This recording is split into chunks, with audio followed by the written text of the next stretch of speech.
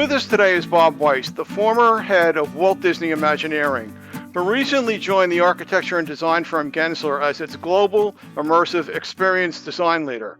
Also on our call today is Gensler's co-CEO Andy Cohen, and together they will discuss how Bob's expertise in entertainment design can help Gensler create spaces where people can react and thrive. Welcome, guys. Hey, John. Bob, I'd like to start with you, and I ask you if you could share with our audience some information about your background. John, thank you for doing this, and it's very nice to meet you. And my background is heavily with Disney, working almost 35 years with the company, doing big projects in parks, from the Tokyo Disneyland Resort to the Shanghai Disney Resort, almost 7 square kilometers of entertainment and really a small city, all the way from the hotel to the attraction to the whole park, the urban design all the way back to the individual guest experience. And I loved every minute of working with Disney and the excitement of it, the guests, and really the original immersive experience was developed by Walt Disney and Disneyland. You know, going there, the sights, the smells, the feeling of being there. So I love that world, but I've also been incredibly a good friend with Andy for many years. We've been excited to work together. So I'm glad to bring my talents and combine them with the incredible talents that are here. Mm-hmm. Andy, you've known Bob for 25 years. What events coalesced that led him to join the company?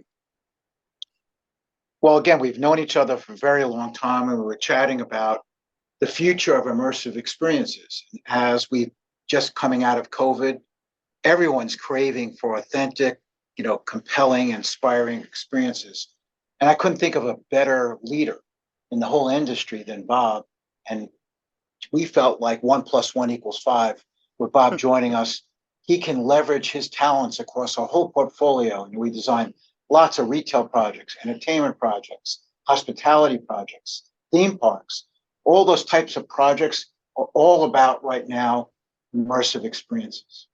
Mm-hmm. And John, I expected to be blown away by Gensler. I've been more blown away than I expected. But I'll tell you that what I'm finding is across the country and across the world, the experience design and the idea of story and entertainment integrating with projects was all over Gensler already. It's every practice that I come in contact, whether it's in Costa Rica or New York or Paris, is talking about this. And it's a way to really kind of energize that at the point where so many people are looking for a reason to go out, or a new kind of reason to go out with groups of people to experience things together, to go out into vibrant urban spaces again for new reasons. And it just seems like the right time. Mm. And the architectural industry has been talking about immersive experience for a long time now. But how do you think that Bob's addition to your company is going to be a game changer in that regard? As I said, I think that people are yearning for visceral experiences, for immersive experiences. And I think this is the perfect time. Bob's an incredible storyteller. The narratives that he brings to projects are phenomenal. And I think that for our firm, the leverage that we get with Bob joining us is immense. Last year we worked in over 100 countries. We have 53 offices. We have 6,500 people around the world. And that gives Bob the platform to really, create immersive experiences around the world. Different than what he was doing before, where he was working behind the gates of Disney. This is bringing immersive experiences to the world. And I think that's a huge advantage for us and for the architectural industry. Mm. Bob, what would you say are the main elements of immersive experience, and to what extent can they be applied to building design? Well, I think you got to go back, John, to the intention of architecture, and I'm going back to the ancient Greeks or somewhere, or to Leonardo da Vinci, to take people into great places and have them feel something aspirational, inspirational by being there. So the idea of immersive experience is an ancient one that goes all the way back to us creating spaces, and certainly our architects today create great places people want to be. But I think the bar is raised now of people who want to go out and they want. I would say some of the hallmarks of immersive experiences are it's ideally something you go out to do. We've seen this hunger, especially post COVID, but not just post COVID. They want to go out together. They want to be with other people, want to experience things together. They want to feel it, smell it, touch it. It's not just seeing stuff on screens. It's really being involved with things. And more people want not a didactic story, let's say watching a movie, although I love movies, and movies are going to be around for a very long time. But entertainment experiences that they can have some influence or some agency over, where they can have something to do with how it all turns out and how it is that day versus every other day that anybody else is there.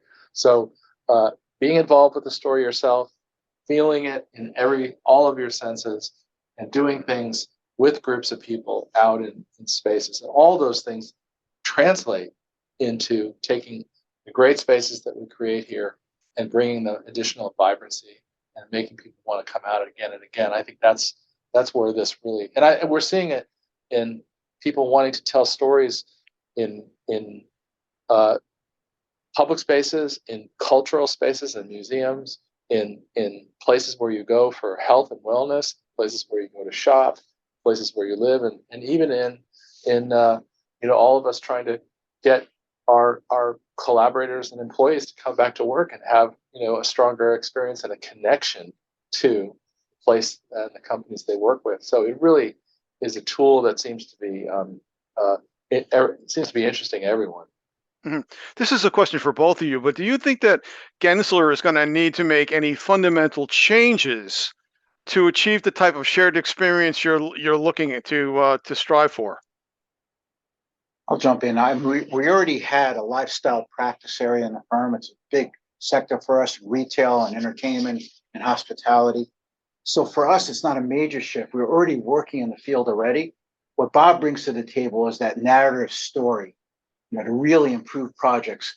Again, I can't emphasize enough that we're working on a myriad of different types of projects where Bob can really make the story better, can enhance the human experience of projects. So I'll give you an example. We're designing airports now, airports of the future. And those are about immersive experiences also, about making the airport experience pleasant, something you really want to do instead of have to do. And that's something that Bob is looking at also. So he's looking at a myriad of different practice areas and really creating that narrative story. I think story is such a big part of this, John. And Andy and I have worked on parks together. We worked on Shanghai Disneyland together. We both worked on DCA for Disney. But the park emphasis is on storytelling. The park emphasis is you are coming to a place where it's about your story in that place.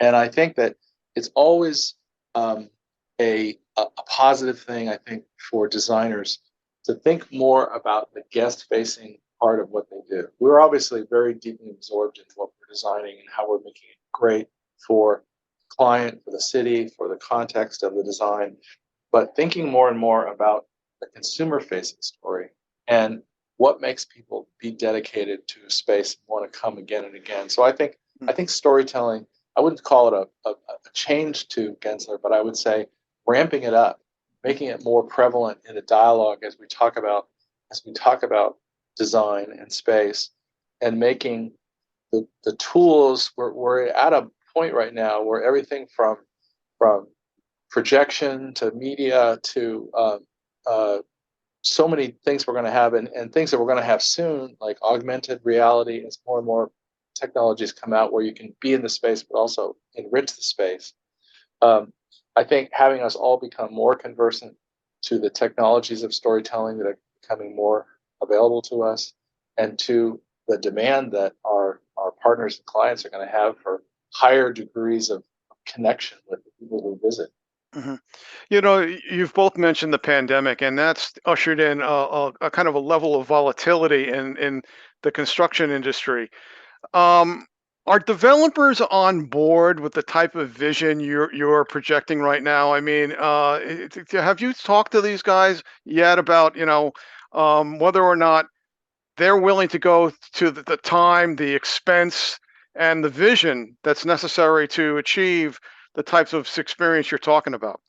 Absolutely. There's a huge pent up demand. When I talk with developers, our clients, they're craving what we bring to the table in immersive experience. They're looking to bring people back, whether you're a hotel, whether you're a retail center, whether you're an entertainment venue, mixed use venues, sports. We design sports venues. They're Hmm. looking to enhance the experience of people coming to them, anything they can do to get people back. So with huge pent up demand, only been, we've received literally hundreds of emails from clients that are very interested in Bob's talents. And let me say this about Bob. He's like a magnet for talent. Everyone wants to work. He's just an amazing leader. He's come in the firm. First of all, he's an incredible collaborator. We already had phenomenal talent here. And now Bob's bringing in some other new talent to supplement what we can bring to the table. So it's been an unbelievable match for us.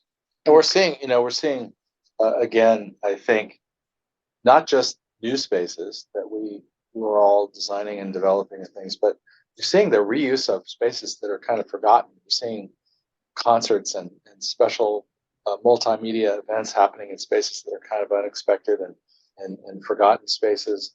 You're seeing people interacting with art and things instead of in an art museum, in an old warehouse, somewhere. You're seeing a lot of adaptive reuse of spaces. Yeah. And that's pretty exciting to see. Mhm. And it's something, all these developers are looking for new ways to use spaces that maybe were old anchors that don't have as much relevance today in the retail business. Mhm. Now In the business. you're talking about airports. I just wrote a story about an airport terminal that just opened in India, that has included in it a 24,000 square meter garden and lagoon. Yeah, yeah, So arrivals and departures, they're constantly in contact with the biophilia within the building itself. yeah, yeah. So that's something that's hard to forget. Yeah, you look at Singapore airport with that, incredible, fountains and shopping and climbing experiences and things for families to do. The airport in Singapore isn't even just for airport clients. People come out from the city and use it as an entertainment center for their daily lives. So I think our ability to think about things that connect with life every day. I certainly love working on ticketed attractions, as Andy said, and working on great resorts where people go stay 3 or 4 days. But adding vibrancy to life and adding vibrancy to the kinds of spaces that we create here every day, that's just a really enriching thing I'm looking forward to. It's really interesting, John. You mentioned airports. San Francisco Airport was voted the number one airport in the United States. And you know why it was voted number one? Because of the experience it gives for its passengers. And we were able to create different varying experiences, whether you were working, you wanted a great place to sit and work, whether you wanted to dine in food and beverage, entertainment, places for kids. That's why it was voted number one, because of the great experience and the indigenous experience you get there with great local foods and music. Hmm. To that point, Andy, are there projects that Gensler's working on right now that are likely to have that would Bob's impact them more immediately than others? I think what we're seeing is, again, every type of product's being impacted, but we're seeing a bigger impact right now on probably retail, entertainment, hospitality, and the Hmm. lifestyle field that is frankly on fire right now. Everyone wants to go on vacation. Everyone wants an experience that's different than what they've been through over the last 3 years. So every one of these clients is coming to Bob and I saying, help us create that different type of unique experience. Hmm. Yeah. Bob, but how do you envision your next 6 to 12 months? What are you going to be focusing on? Well, I tend to get involved early in projects and tend to try to hear out the the organization or the client, however you want to say it, in terms of what their not their specific goals are, but what their broad goals are. What audience are they trying to reach? What kind of stories are they trying to tell? How are they trying to build vibrancy into the place they're building? And then often we do charrettes or visioning sessions where we'll sit down in a room with a variety of people, including representatives of the client or the developer, and spend 2 days, 3 days doing rough sketches, writing, ideas on cards and just like papering the walls with ideas that then you can sort through and say, these feel like this is us. This feels like set those aside, and it lays out in a pretty compressed way a agenda for the next steps of the project. So to do that, I like to work, and I think a lot of people in the entertainment world like to work with a combination of in-house folks plus bring in outside experts, depending on what the location is or what the culture might be about. Maybe bring in people who are skilled in new technologies like virtual reality or game playing or other things like that. So I think we're at the early stages of quite a few projects that are at that visioning stage, that charrette stage. And then there's, I'd say, a category, Andy, of where you have long relationships with clients, whether they're in the sports business or in the office or in the hospitality business, where there's a long-standing relationship with Gensler, and they're seeing now kind of a new dimension that Gensler can bring to that service. And some of those projects, kind of talking about even in mid-flight, what can we do to add another dimension to this flight? So I'd say that's kind of my window of the next several months, including getting out and meeting the incredible people of Gensler, trying to get to the offices. I'm going to the DC office tomorrow. I was in the New York office a while ago. I've been talking on the phone with Costa Rica and Paris and Tokyo and Shanghai, and just everybody I meet has got great ideas and is excited, and couldn't ask for a better sort of crossing of both great talent and global around the world, and all these great practices that are so diverse. I think what our clients are realizing is that places and spaces shape experience. And now more than ever before, it's even more vital to any type of business. And that's why we're seeing this unbelievable pent-up demand. And Bob's so busy. I mean, what happened the minute he joined us, we're getting inputs and inquiries from around the world for these type of services. And as you said, places drive experience, and experience drives emotional connection. When people have an experience in space, are part of a story, are part of some kind of experience, they get emotionally connected to that, and they become loyal. They want to come back, and experience it again. So the more we can connect to that, it's part of the greater mission of Gensler to really create urban vibrancy, to create vibrant places where people want to use design to create places that people want to be. Well, gentlemen, thanks for taking a couple of minutes to talk to me about this. I wish you good luck with moving forward on this. John, thanks so much for doing this. Really appreciate it. Pleasure to meet you. Thank you, John. My pleasure. Good luck, Bob. And thanks to our audience for joining us. This is John Caulfield from Building Design and Construction.